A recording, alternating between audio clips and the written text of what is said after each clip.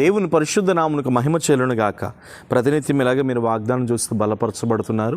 ఈ సమయంలో దేవుడు మనకిస్తున్న మరొక వాగ్దానం యెషయా గ్రంథం 55వ అధ్యాయము 3వ వాక్యాన్ని ప్రభు మనకు వాగ్దానం ఇస్తున్నారు. చెవియొగ్గి నా యొద్దకు రండి, మీరు వినిని ఎడల మీరు బ్రతుకుదురు, నేను మీతో నిత్య నిబంధన చేసేదను, దావీదునకు చూపిన శాశ్వత కృపను మీకు చూపుదును. దేవునికి స్తోత్రం. నిజమే, ఈ దినాల్లో మనుషులు ఎలా తయారయ్యారంటే ఎవరి మాట కూడా విననటువంటి స్థితిలోనికి వెళ్ళిపోతున్నారు. ఎవరి మాట వినటం లేదు, ఎవరి మాట లక్ష్య పెట్టడం లేదు. మాట వినటం అనేది అది బహు ఆశీర్వాదం. దేవునికి స్తోత్రం. కానీ ఒక విషయం మీరు గుర్తుపెట్టుకోండి, లోకమంతా ఈ వేళ ఏమవుతుందంటే బహు భయంకరంగా చెడిపోతుంది కదా. చాలా భయంకరంగా చెడిపోతుంది. లోకము, దాని ఆటలు, దాని పరిస్థితులు చూస్తూ ఉంటే చాలా భయమేస్తుంది. యవనస్తులు, దేవుని కాడి మనుషుల యొక్క ప్రేమను పంచవలసిన యవనస్తులు ఈ దినాల్లో చాలామంది ఏమవుతున్నారంటే చనిపోతున్నారు. అంటే మాట వినేటటువంటి లక్షణం కానీ, మాట వినేటటువంటి విధానం కానీ యవనస్తుల్లో కూడా కొదువైపోతున్న ఈ దినములలో మనం ఉన్నాం. అయితే మీకు తెలిసినటువంటి ఒక విషయం తెలుసా? దేవుని మాట వింటే ఖచ్చితంగా మనం బ్రతుకుతాం. హల్లెలూయా. మనుషుల మాట కంటే దేవుని మాట చాలా బలమైనది. ఆ మాటను మనం వింటే ఖచ్చితంగా మనం బ్రతుకుతాం. అయితే ఈ రోజున ప్రభు మనకేమని మాటిస్తున్నాడంటే, నీతో నేను నిత్య నిబంధన చేస్తున్నాను, దావీదునకు చూపిన శాశ్వత కృపను మీకు చూపిస్తున్నాను. ఇంతకీ ఎవరు ఈ దావీదు? దావీదునకు చూపిన శాశ్వత కృపను మనకు చూపిస్తానంటున్నాడేంటి? నీకు చూపిస్తానంటున్నాడేంటి? ఒక మాట విధంగా చెప్పాలి అని అంటే, దేవుని కృప బలహీనులను బలవంతులుగా మార్చగలడు. దేవుని కృప ఏమీ లేని వారిని ఉన్నవారిగా మార్చగలదు. దేవుని కృప పడిపోయిన వారిని తిరిగి లేపగలదు. దేవుని కృప చనిపోయిన వారిని తిరిగి సైతం లేపగలదు.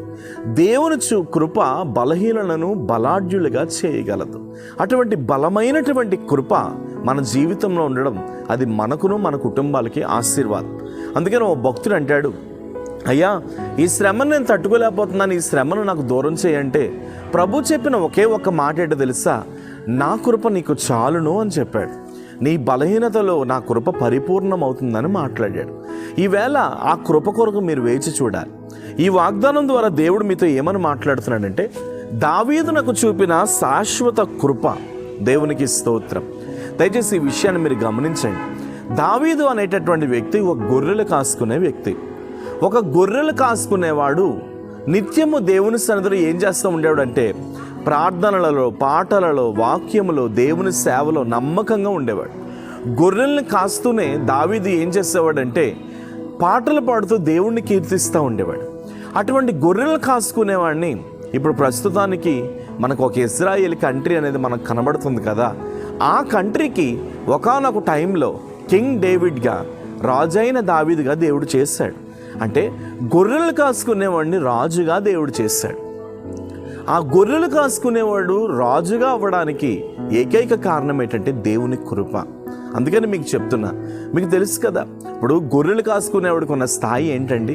గొర్రెలు కాసుకునేవాడిని ఊరే లెక్క చేయదు, గొర్రెలు కాసుకునేవాడిని కులమే లెక్క చేయదు, గొర్రెలు కాసుకునేవాడిని మనుషులే లెక్క చేయరు. అటువంటి గొర్రెలు కాసుకునేవాడిని సైతం కూడా దేశమునకు రాజుగా దేవుడు నియమించాడంటే ఎంత గొప్ప దేవుడు, ఎంత మంచి దేవుడు. అదే మీకు నేను చెప్తున్నా, గొర్రెలు కాసుకునే దావీదును రాజుగా నియమించిన దేవుడే తన కృపను ఆ దావీదు పైన చూపించిన వాడు ఈరోజు నీతో చెప్తున్నాడు, దేవుడు తన కృపను నీ పైన చూపించబోతున్నాడు. ఈరోజు నీ స్థితి ఏంటి? నీ పరిస్థితి ఏంటి? అట్టడిగిన స్థితిలో ఉన్నావా? ఎవరు ప్రేమించలేని స్థితిలో ఉన్నావా? నా బ్రతికింతే, నాకు జాబ్ లేదు, నాకు వ్యాపారం లేదు, నాకు ఉద్యోగం లేదు, నా లైఫ్ ఇంతే, నా భవిష్యత్ ఇంతే అని ఏడుస్తున్న స్థితిలో నువ్వు ఉన్నావా? అయితే నీకు ఒక శుభవార్త. అట్టడుగునున్న నీ స్థితిని దేవుని కృప పైకి లేవనెత్తబోతుంది. దేవుడు తానంతట తానే చూపేటటువంటి గొప్ప కృప నేను అనేకులకు ఆశీర్వాదకరంగా మార్చబోతుంది. కాబట్టి దేవుని కృప నీతో ఉంది. అధైర్యపడొద్దు. మనుషులు నీ చేతిని విడిచినా దేవుడు నీ చేయిని మాత్రం విడిచిపెట్టాడు. నరులు నిన్ను మర్చిపోయినా దేవుడు మాత్రం నిన్ను మర్చిపోడు. ధైర్యం తెచ్చుకో, నిబ్బరం కలిగి ఉండు. గొప్ప దేవుడిని నువ్వు ఆశ్రయిస్తున్నావు. ఖచ్చితంగా నీ జీవితంలో అద్భుతం చూస్తావు.